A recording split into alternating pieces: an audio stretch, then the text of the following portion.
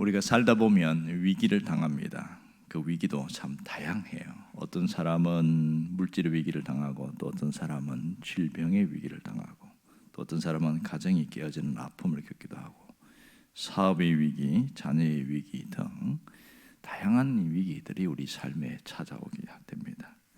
문제는 이러한 위기가 찾아올 때에 어떻게 해야 하는가 하는 것이죠. 두 종류가 있습니다. 하나는 동굴로 숨는 사람이 있습니다. 이 사람을 회피형이다 이렇게 말합니다.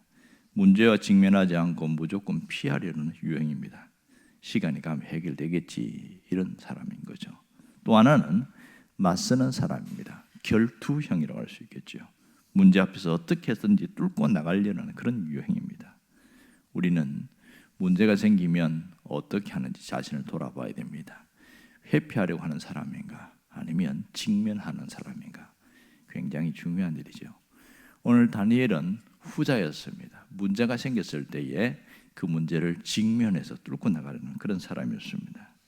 본문에 보면 다니엘도 굉장히 어려움을 많이 겪습니다. 그는 그 인생 자체가 참 어려웠습니다. 국가적으로 그는 큰 어려움을 겪었고, 나라가 망하고 포로로 잡혀가서, 그래서 좀 큰 일을 했지만 거기서도 수많은 어려움을 겪습니다. 우리가 다니엘서를 읽어보지만 그게 다니엘이 왕궁에서 총리가 되고 이렇게 했지만 가히 쉽지는 않았습니다. 총리가 되어서도 수많은 질투와 음모와 또 암살의 위험, 이런 것들이 굉장히 많았거든요. 근데 그런 상황 속에서 이제 바벨론이 망하고 페르시아가 등장하는 가운데 다니엘이 이곳에 있는 거예요. 그런 가운데서 오늘 본문은 다니엘이 환상을 본 얘기입니다. 그 히데겔이라는 그 강가에서 본 환상이 오늘 본문에 나오고 있습니다. 다니엘서에 보면 다니엘이 본 환상이 대략 4종류로 나오고 있습니다. 다니엘이 몇 번의 글을 봤냐면, 근데 이것은 장차 하나님이 어떤 성취하실 내용에 대한 이야기를 다니엘을 통해서 얘기를 해주는데요. 첫 번째 환상은 다니엘서 7장에 나옵니다. 벨사살 원년이라고 하는데, 이때는 바벨론 왕 때의 환상이 있습니다. 큰 짐승 넷과 네 번째 짐승이 10뿔을 가지고 보좌 위에 있는 그런 엄청난 환상을 봅니다. 두 번째 환상은 다니엘서 8장인데 벨사살 왕 3년째입니다. 2뿔의 수양과 4뿔의 수염소와 또 1뿔을 가진 왕이 나옵니다. 이런 환상이 있고요. 세 번째 환상은 다니엘서 9장입니다. 이제는 다시 페르시아로 이제 나라가 바뀐 거죠. 메대 사람 다리오 왕 원년에서 있었던 일입니다. 70일에 7일에 60일에 이렇게 하면서 그 일에 동안에 황폐한 자가 와서 최후 심판하는 그런 이야기입니다. 가장 어려운 환상이 네 번째입니다. 오늘 나오는 다니엘서 10장의 큰 전쟁에 대한 환상입니다. 이 다니엘 네 번째 환상은 10장부터 무려 12장까지로 이어지고 있습니다. 그러니까 이 10장은 네 번째 환상의 도입부라고 할 수 있겠죠. 바사 제국의 멸망, 헬라 제국의 멸망, 뭐 그렇게 하면서 나중에 로마가 등장하는 것까지 이게 환상 가운데 있었던 일인데, 나중에 해석을 했어야 알 수 있었지만 이게 무슨 환상인지 도무지 몰랐던 것이죠. 그래서 결국은 전쟁에 대한 환상이라는 것은 대략 알겠는데 뭐가 뭔지를 몰라서 다니엘이 큰 고민에 빠졌습니다. 다니엘이 어떻게 했는지 아세요? 작정 기도를 했습니다. 그는 21일 동안 작정 기도를 합니다. 2절에 보면 새 일해 동안 슬퍼하며, 새 일에는 21일을 말합니다. 그리고 13절에도 보면 바사국이 왕이 21일 동안 막았다 이렇게 이야기를 합니다. 그러니까 다니엘이 21일 동안 작전 기도했음을 알 수가 있습니다. 그럼 왜 작전 기도를 했는가 하는 거죠. 이것은 문제 해결을 위한 겁니다. 다니엘이 엄청난 환상을 보고 너무 두려워서 어찌할 바를 몰라서, 이거는 그냥 내가 알 수 있는 게 아니라 이거는 작전 기도를 해야 되겠다. 그렇게 해서 기도를 했더니 무슨 일이 일어났어요? 11절 보십시오. 10장 11절. 내게 이르되 큰 은총을 받은 사람 다니엘아, 내가 네게 이르는 말을 깨닫고 일어서라. 내가 네게 보내심을 받았느니라 하더라. 그가 내게 이 말을 한 후에 내가 떨며 일어서니. 결국 응답이 나타났는데요, 하나님이 천사를 보냈습니다. 천사가 다니엘을 엎드려 있는 다니엘을 일어서라고 하면서 그 다니엘의 작전 기도를 한 그 다니엘에게 하나님이 응답으로 왔는데 이 14절에 보면 이렇게 나옵니다. 이제 내가 내 마지막 날에 내 백성이 당할 일을 네게 깨닫게 하러 왔노라. 이는 이 환상이 오랜 후의 일임이라. 이렇게 말합니다. 하나님께서 천사를 보내서 그가 본 환상이 뭔지 하나하나 풀어나가 주었습니다. 도무지 알 수 없는 것을 깨닫게 되는데요, 다니엘은 21일 동안의 기도를 통해서 마지막 끝날에 선택받은 백성들이 겪어야 할 일들을 알게 됐는데요, 바사가 무너지면 헬라 제국이 일어날 것이고, 또 헬라 제국이 사등분대에서 무너지면 로마가 들었을 것이고, 또 로마가 무너지면 장체 어떻게 될 것인지 그 어마어마한 환상에 대한 얘기가 이 다니엘서에 나옵니다. 그러니까 다니엘서의 끝에 보면 말일에 보면 전 3년 반, 후 3년 반 이런 환상의 예언이 나오는데, 이것은 요한계시록을 해석하는데 소중한 참고서가 됩니다. 제가 학교에서 공부할 때에도 이 어떤 종말론에 배울 때에 다니엘서의 이 12장과 요한계시록 연계해서 함께 공부를 한 적이 있습니다. 그만큼 다니엘서는 이 면에서 묵시의 책이고 묵시를 받은 주인공이라 할 수 있습니다. 이거 어떻게 해서 이렇게 해결했냐? 그는 작전 기도로 해결했던 것을 알 수 있죠. 여기서 우리 놀라운 영적인 진리를 발견할 수 있습니다. 작전 기도는 집중하여 하는 기도입니다. 이 집중하는 기도에는 능력이 있음을 알 수 있습니다. 그리고 작전 기도에는 응답이 있습니다. 하나님이 반드시 응답하는 걸 알 수가 있죠. 우리 삶은 정말 문제투성이 속에 살아가고 있습니다. 생각하다 그 문제가 복잡하고 다양하게 나타나고 있습니다. 하나의 문제를 해결하면 또 하나의 문제가 생기고, 그래서 산 넘어 산처럼 문제가 많습니다. 어떤 분은 자식의 문제를 해결했더니 남편이 문제를 일으켜서 골머리를 앓는 사람이 있습니다. 어떤 분은 공부를 많이 해서 박사학위를 받아서 10몇 년 동안 박사학위를 받고 왔더니 건강에 문제가 생겨서 강단에 서지 못하는 그런 일도 생겼습니다. 어떤 분은 건강으로 고생하다가 치료를 받아서 회복되었는데 이제는 경제적인 문제가 발목을 잡는 그런 일들이 생겼습니다.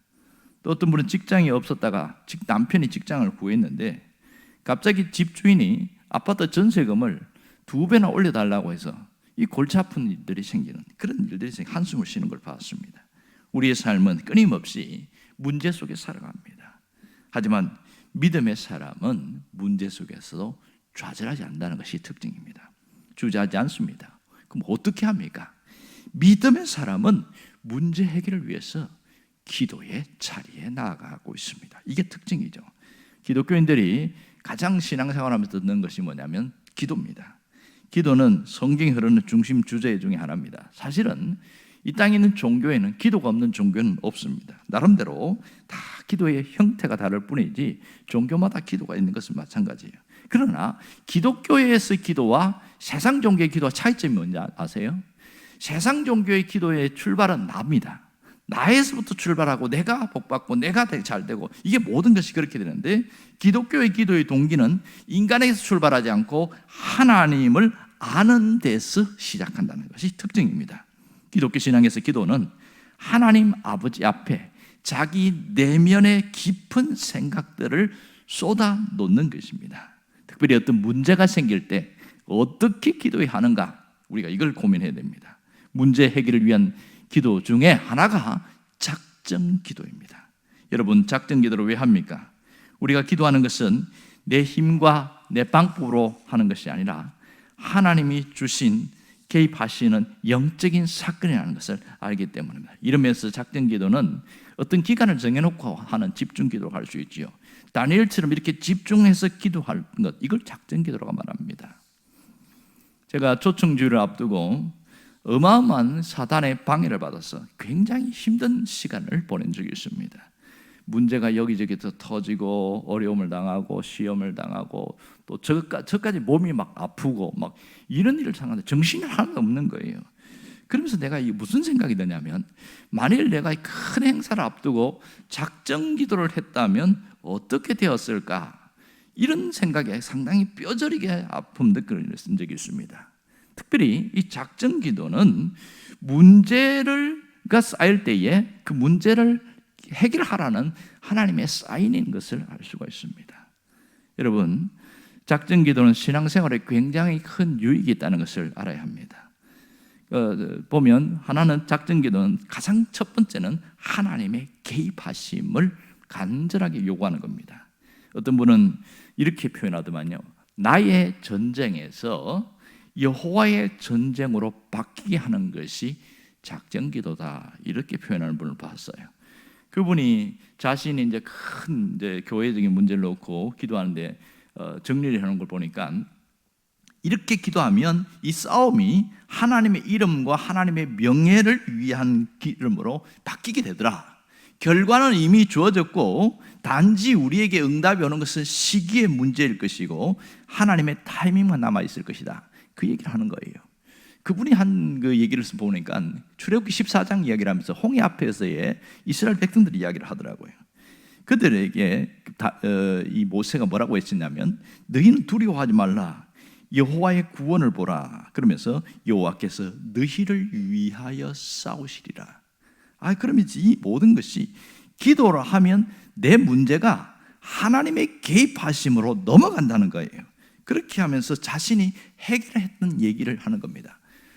그렇게 하면서 자신이 그 기도하는 것 자체가 어렵긴 했지만 기도하는 시간이 굉장히 행복했다, 그걸 보면서 많이 감동을 받은 적이 있습니다.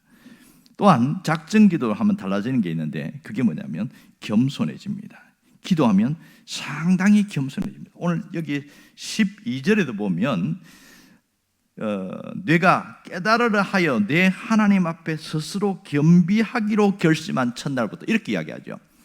이 작전 기도를 하면 겸손해지기 시작한다는 거예요. 왜냐하면 내 힘으로 하려고 하다 보니까 안 된다는 것을 알고 하나님 앞에 무릎을 꿇고 이것은 하나님만이 할 수 있는 겁니다, 이렇게 하면서 두 손을 들게 된다는 거예요. 인간의 욕망과 욕심이 다 무너지고 오직 하나님만 바라보게 된다는 것, 이것이 놀라운 특징입니다. 또한 작전 기도는 우리에게 근심이 사라지고 평안이 찾아오게 하는 겁니다. 똑같은 문제인데 해결이 안 됐어요. 그런데 그냥 하나님 어떻게 해주세요, 좀 도와주세요, 이렇게 하는 것과 똑같은 문제를 기도해도 작정해서 기도할 때에 근심과 염려가 순식간에 날아가기 시작한다는 거예요. 여러분, 근심과 염려는 우리의 영혼을 메마르게 합니다. 삶을 황폐하게 하고 망가뜨리는 강력한 도구가 근심 걱정입니다. 그런데요, 마음에 평안이 찾아오면 삶이 달라집니다. 그러니까 기도를 하는 순간부터 달라지는데 내 영혼이 평안해 그러면서 싹 달라지는, 이게 놀라운 특징인 것이죠. 하나님의 위로와 평안이 있습니다.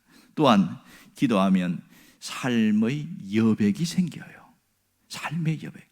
막 정신없이 살고 쫓기고 살고 이렇게 하다가 내 마음에 삶의 여백이 싹 생기니까 이 큰 것을 볼 수 있게 된다는 거예요. 어떤 분이 이렇게 표현했더라고요.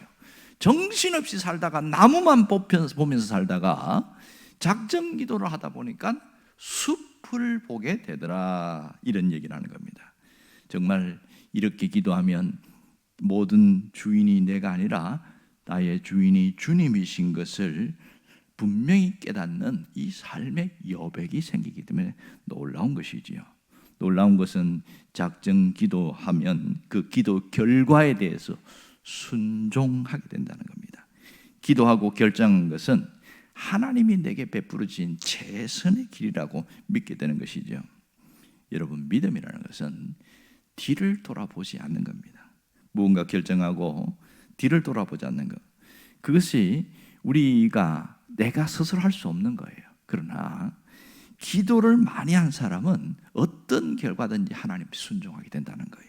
과거에 발목 잡히는 그 노예로 끌려가지 않는다는 겁니다. 그래서 감사하게 되고 하나님께 영광을 돌리게 되는 겁니다. 어떤 제가 이 작전기도 때문에 여러 곳을 사이트를 보면서 다른 분들은 어떻게 기도했나 관심을 가지고 한번 살펴보았는데 다 이구동성으로 하는 말이 작정해서 기도하니까 내 문제가 하나님의 문제로 바뀌고 모든 결과에 대해서 하나님의 뜻을 겸허히 수용하고 받아들이게 되더라. 사람이 달라져 있더라고요. 이 작전기도는 단순히 좀 더 시간을 내는 기도는 이상의 크구나, 이런 생각을 했습니다. 여러분, 정말 기도가 꼭 필요한 분은 작전기도를 한번 시도해 보시기를 바랍니다. 날짜는 마음에 와닿는 대로 하면 됩니다. 21일 작정을 하든지 40일 작정을 하든지 100일 작정을 하든지 작정 기도에는 저에게 좋은 유익함이 있습니다. 이 작정 기도의 성공에도 키워드가 있습니다. 먼저 기도의 우선순위가 중요하다는 거죠. 첫 번째는 키워드가 우선순위입니다. 작정하는 동안에는 이 여기에 모든 관심을 두는 거죠. 그래서 기도하기를 사모하면 응답이 빨라진다. 어떤 분이 그런 얘기를 했어요. 또 하나는 구체적으로 기도하는 겁니다. 제가 보니까 2023년도에 연세중앙교회에서 작정기도한 그 얘기를 한번 써놓은 걸 기사를 봤는데요. 설문조사한 걸 봤습니다. 끝까지 작정기도로 완주하도록 어떤 실제적인 노력을 하십니까? 이렇게 질문했더니 응답한 사람들 뭐라고 그러냐면 가장 많이 응답한 사람이 기도 제목을 구체적으로 적어서 응답받을 내용을 빼놓지 않고 기도했을 때에 가장 기도에 응답이 많았습니다. 이런 얘기를 하는 겁니다. 자, 기도 제목이 구체적인 것도 좋지만 어떤 분은 막 1부터 10가지를 쫙 써놓고 작정기도 하는 거예요. 정신이 하나도 없습니다. 집중하여 하는 기도는 작을수록 좋습니다. 많으면 3개, 더 많으면 4개, 3개 이하로 줄어드는 게 훨씬 좋겠죠. 그러니까 집중하여 하는 기도는 한 가지 아니면 한 2-3가지 이 정도가 제일 적당합니다. 또 하나는 세 번째 키워드는 함께입니다. 첫 번째는 우선순위, 두 번째는 구체적으로, 세 번째는 함께입니다. 혼자 기도하지 말고 같이 기도하라는 거죠. 함께 기도할 사람이 없으면 내가 이렇게 기도하는데 기도를 부탁하는 거예요. 내가 이런 문제 있으니까 기도 좀 해주세요. 부탁할 때에 이렇게 하는 이유가 뭐냐면 지치지 않고 끝까지 완주할 수 있게 된다는 겁니다. 이게 놀라운 특징이라는 것이죠. 여러분, 하나님은 우리의 기도에 반드시 응답하십니다. 그걸 안다면 우리가 이왕 기도할 거 집중해서 기도하는 것이 훨씬 능력 있는 기도임을 알 수가 있습니다. 여러분에게 이런 능력이 삶에 나타나기를 간절히 바랍니다. 기도하겠습니다.